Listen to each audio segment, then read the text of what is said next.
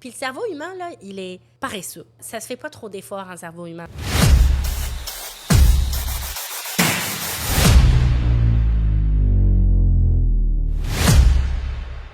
Ça te donne de l'information en design graphique. Que ce soit à travers les formes, la typographie, les couleurs, l'espace, tout ça, ça te donne un positionnement. Puis le cerveau humain, là, il est paresseux. Ça se fait pas trop d'efforts en cerveau humain. Fait qu'au bout de 3 secondes, là, on doit être capable de te positionner dans notre tête. T'sais. Si on n'a pas compris de quoi on parle, en dedans de 3 secondes, c'est sûr que là, on pourrait dire que le design, il y a des lacunes. Exactement.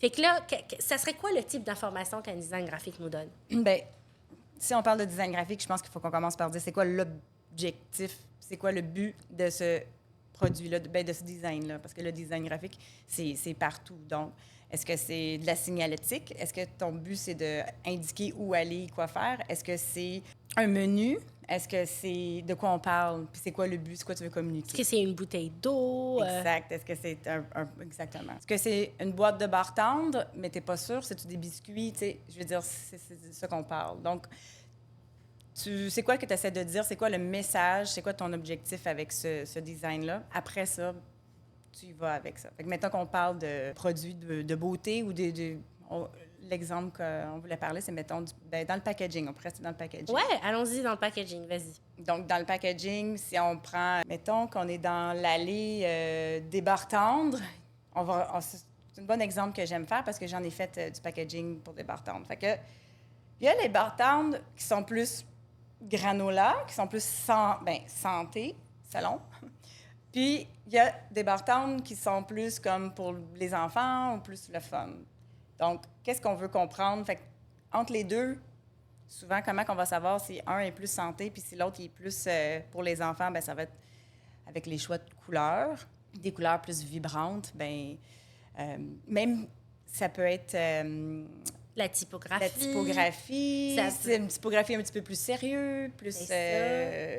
Ça peut être aussi l'espace. Tu sais, quand on regarde des barres tendres, tu sais, quand tu es dans l'allée en train de faire ton épicerie, OK? Puis tu as ton audience qui est en train de...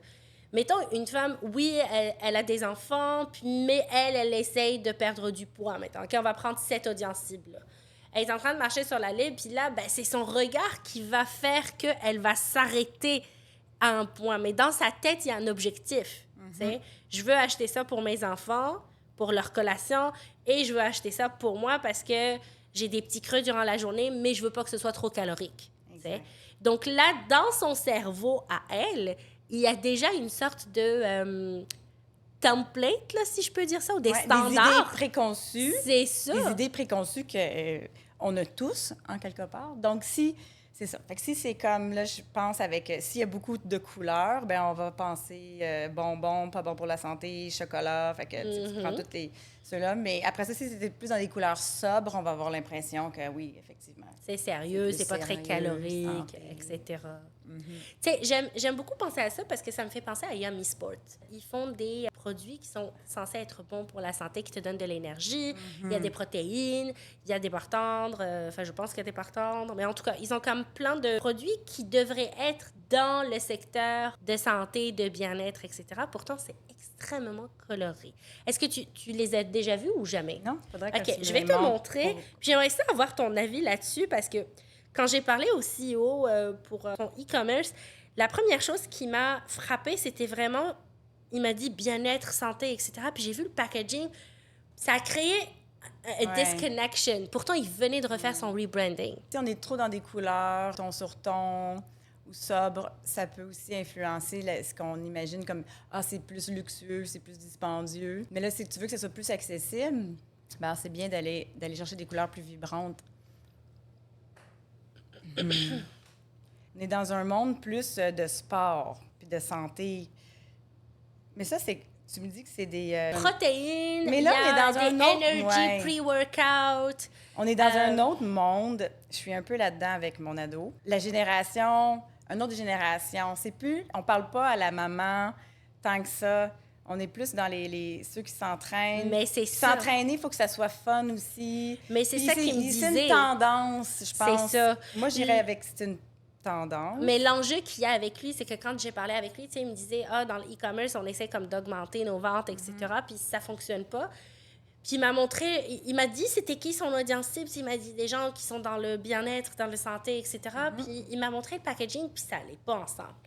Puis je lui dis, ton problème, c'est ton positionnement est pas bon. Tu t'adresses pas à la bonne personne. Puis il m'a dit, c'est exactement ça. Tu sais, il était en accord. À qui il s'adresse? Ben, tu sais, il s'adressait justement à la maman ou l'entrepreneur qui voulait perdre du poids ou à la personne qui voulait être plus santé dans sa vie, avoir plus d'énergie, etc. Alors que tu l'as dit toi-même, on est plus face à l'adolescent, on est plus face à une nouvelle génération. Ce qui n'est pas mauvais, parce que je trouve que dans ce domaine-là de protéines, c'est plate. C'est boring quand tu rentres dans un magasin. Tu sais, cette allée-là, ils se ressemblent tous, souvent. Là. Ça va être gris, des tons de gris, boîtes blanches. Oui, des boîtes blanches avec le truc écrit en noir. C'est vraiment, vraiment plate. Puis je trouve qu'ici, dans ce qu'ils font, au moins, ils ressortent du lot. Puis il y a vraiment une tendance en ce moment dans les choses plus fun, tu sais, comme... Fait que c'est de prendre... Je pense que c'est pas mauvais, fait qu'ils pourraient peut-être faire une ligne qui s'adresse pour cette madame-là, que ce soit un petit peu moins flyé, avec des couleurs peut-être plus sobres. Mais sinon, je trouve qu'au moins, ils se distinguent de ce qu'on est habitué de voir. Ça, c'est ce que j'aime. Absolument. Puis je les connais aussi. Puis tu vois, moi, d'habitude, là, tout ce qui est protéines, énergie, workout, là, je regarde rien. C'est comme toute la même chose pour moi, puis c'est plate. Puis cette marque-là, elle ressort chez Shop Santé. Je la spot tout de suite. Fait que je trouve qu'ils font quand même quelque chose de bien.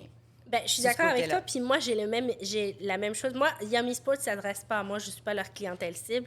Pourtant, je consomme de la protéine, puis je consomme du pre-workout energy.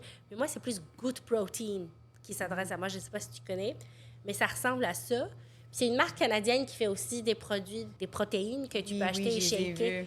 C'est ça. Puis eux, j'aime vraiment leur branding parce que je trouve qu'il est impeccable. Ils s'adressent vraiment à la bonne clientèle cible. On a les bonnes couleurs. On a le bon espace aussi sur leur packaging. La bonne typographie, je trouve que c'est excellent. Ça me fait penser à les bartendes que j'ai faites, les Meboso Bars. Je vais te montrer. Ça ressemble vraiment à la même clientèle. Fait que tu vois, on reste dans le même style de couleur, dans le même style de typographie.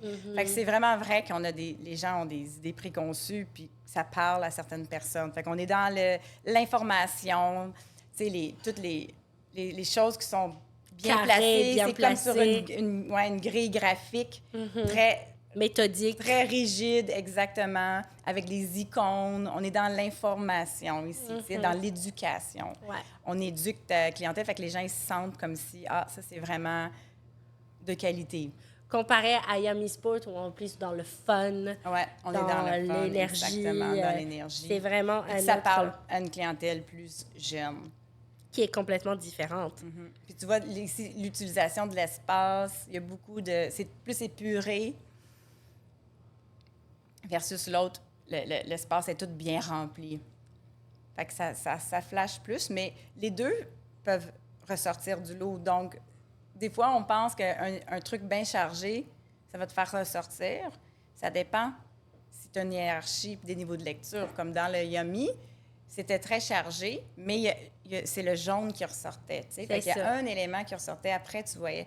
Ici, c'est plus épuré, mais ça va faire le même effet. Ça va ressortir justement parce que c'est épuré. C'est épuré. D'où le fait que la hiérarchie visuelle est hyper importante. Puis c'est là où il faut avoir quand même certaines connaissances du cerveau humain. Est-ce que tu es d'accord? Exact, oui.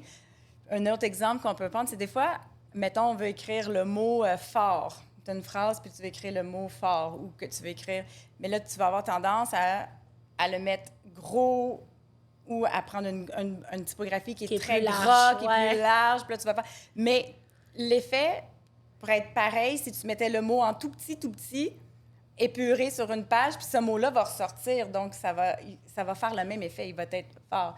Fait que des fois, c'est pas la première chose qui te vient en tête. C'est pas nécessairement de toujours mettre les choses en évidence, comme si tu veux dire que quelque chose est fort, de toujours mettre quelque chose qui est grand. Mais il y a aussi le chemin visuel, le chemin de lecture d'une personne. C'est la hiérarchie de lecture. La hiérarchie de lecture qui est différente. Les gens, généralement, lisent vraiment soit en Z, soit des fois, ça va être vraiment, tu sais, tu lis le milieu, puis tu vas en haut à droite, puis après, tu descends, puis ça, c'est le dernier truc que tu lis.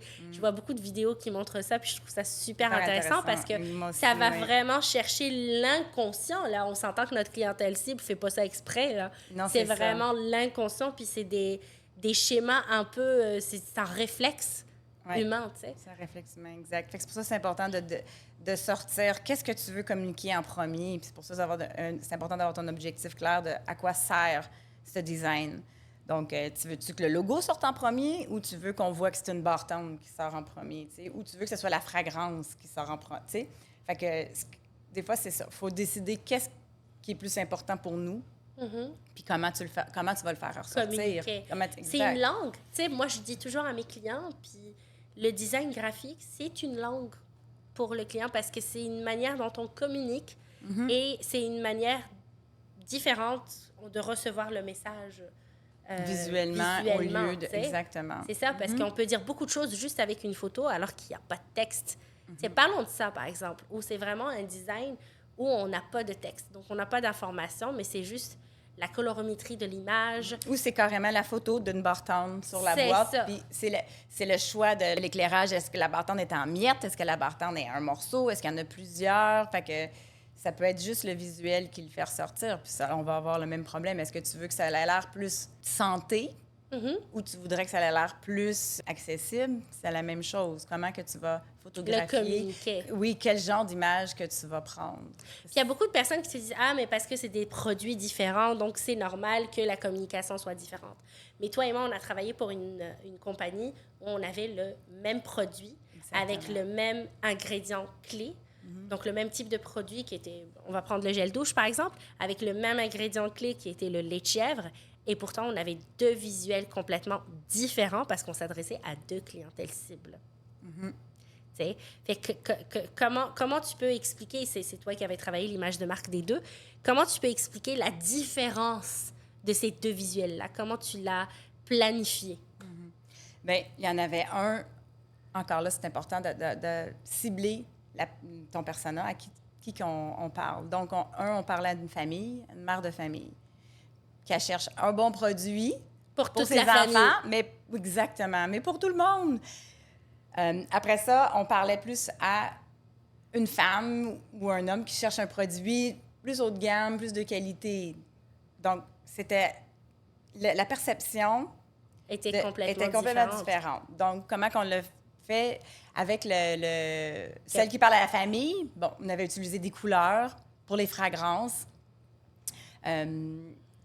Puis, pour l'autre, on a utilisé des icônes pour les fragrances. Donc, il fallait que tu prennes le temps de regarder, puis, tu sais, d'apprécier le visuel. Il y avait c'était très épuré. L'autre, c'était écrit, en gros, la fragrance, puis les couleurs identifiées. Après ça, il y avait le choix de typographie. Il y en avait un qui était très minimaliste, une typographie très sérieuse, étant donné que l'autre, c'est plus le fun, c'est plus bubbly. Puis même chose sur le packaging, il y en a un qu'on a utilisé des illustrations avec des faits coquins, tu sais, comme sur Cléopâtre, on avait dit que c'était lavé, je ne sais pas combien de fois, je me souviens plus c'était quoi qu'on avait dit sur Cléopâtre, mais on disait que Cléopâtre, elle prenait des bains de lait ouais. tous les jours. Donc, c'est fun, c'est comme, on était plus dans l'accessible puis dans le côté humoristique. Alors que de l'autre côté, on était vraiment dans le protocole un peu scientifique. Exactement. Parce que c'est pas les mêmes centres d'intérêt. Hein? Notre public cible avait vraiment pas le même centre d'intérêt, comme tu disais. Tu avais la maman qui cherchait un produit pour toute la famille. Elle n'a pas le temps. Exact. Elle va à l'épicerie. Elle a plein de choses dans sa tête. Une charge mentale qui a été trop remplie. Donc, il fallait que ce soit un réflexe de prendre le produit. Il fallait que l'information ressorte tout de suite, tu sais. Puis qu'on jouait sur les fragrances, comme tu as dit. Donc là, c'était des odeurs différentes. On avait aussi le sans fragrance, auquel on avait pensé pour les gens qui avaient de l'eczéma, etc. Fait que oui, le positionnement était complètement différent versus nature, où là, on était avec des gens qui étaient un peu plus individualistes, choisir le produit, temps de choisir. Qui veulent que ce soit une belle bouteille aussi sur le bord de la douche, puis ils magasinent. Donc, oui, des fois, les choses étaient écrites plus petits. Oui.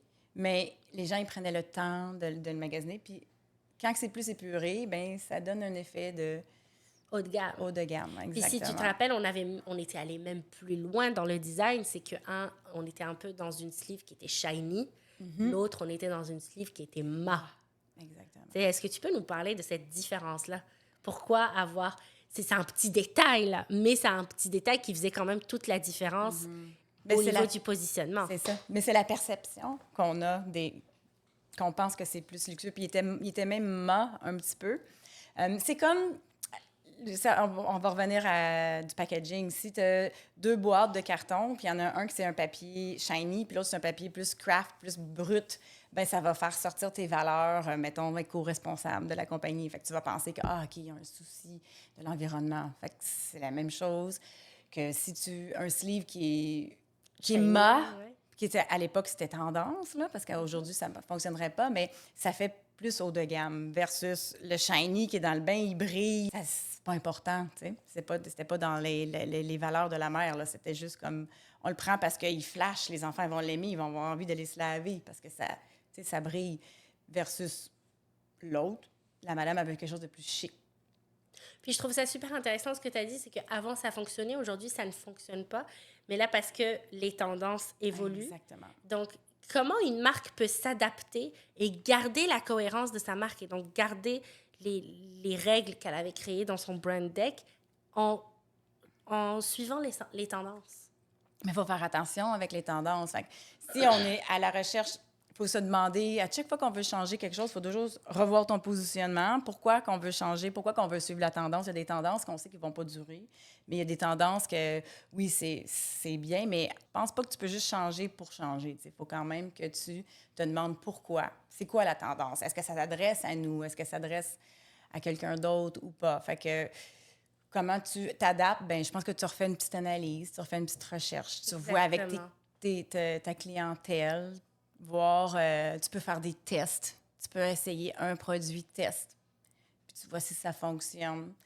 C'est toujours de essai-erreur des fois aussi, parce que ça ne veut pas dire que ça va être bon pour toi de suivre la tendance. Absolument. Puis je vais penser à un secteur qui est très carré au niveau de son branding, qui est le secteur de luxe. Fait que, tu sais, si on pense aux grosses marques comme Louis Vuitton, Chanel ou encore Fendi, il y a eu plusieurs tendances où le logo était passé de minuscule à vraiment, là, on est plus dans le maxi, puis là, on est revenu plus dans l'épuré. Fait que malgré le fait qu'ils suivent les tendances, il y a quand même une hiérarchie, puis il y a quand même une cohérence de l'identité de marque qui reste. Puis la raison, bien, il y a beaucoup de logos, ça a commencé dans la mode, puis ça va suivre, mais oui, ils ont changé leur logo, ils ont actualisé, mais c'est aussi l'effet numérique, tu sais, c'est le numérique qui a fait en sorte qu'il a forcé à changer leur logo parce qu'il y avait des logos qui étaient trop délicats, en petit, qu'on ne pouvait pas voir. Donc, ils sont devenus plus minimalistes, mais ce qui ne change pas, c'est l'essence de leur marque. Fait que c'est juste l'écriture qui a changé, mais le logo... Maintenant, tu ne le vois pas beaucoup, les logos. Ça reste qu'ils ont quand même gardé... Tout le brand de Louis Vuitton est resté. Tu vas reconnaître un Louis Vuitton avant de voir le logo. T'sais. Même moi, qui est là-dedans, ça m'avait pris du temps de me rendre compte que le logo il avait changé. Parce que l'univers graphique était resté. L'univers graphique est resté. Parce que c'est pas juste le logo. Donc, il y a... les valeurs, les couleurs. Oui, la charte de couleurs, le style de photographie, les motifs, tout est resté. Donc, c'est ça. C'est un ensemble, la marque. Fait que tu peux évoluer. Donc, ça, c'est ce que la majorité des brands de fashion ont fait. Là. Ils ont tous changé leur petit logo. On pourrait même montrer un exemple. Mais l'essence de marque est restée pareille. Et surtout, ce qu'on communique, le message est resté pareil. Exactement. Donc, c'est ça qui est important quand on fait un visuel, c'est de s'assurer que notre message soit cohérent et que ce soit le même message dans toutes les plateformes puis dans tout ce qu'on crée. Est-ce que tu aurais un mot de la fin? Un mot de la fin? Bien, toujours, quand on essaie de faire un design graphique, un visuel, toujours te demander c'est quoi l'objectif de mon travail? Tu sais, c'est quoi l'objectif de ce message-là? Est-ce que ça communique bien ce que j'essaie de dire? Puis si on comprend dans 2-3 secondes, bon, ça peut être réussi. Puis je pense que si je peux rajouter, ça serait vraiment de s'assurer que ce soit un seul message qu'on communique. Parce que si on essaye de communiquer trop de messages d'un coup, ça peut vite aller dans tous les sens. Puis à la fin, notre clientèle cible va juste rien retenir. Exactement. Et restez à l'affût, il va y avoir un autre épisode, puis là, on va parler de rebranding.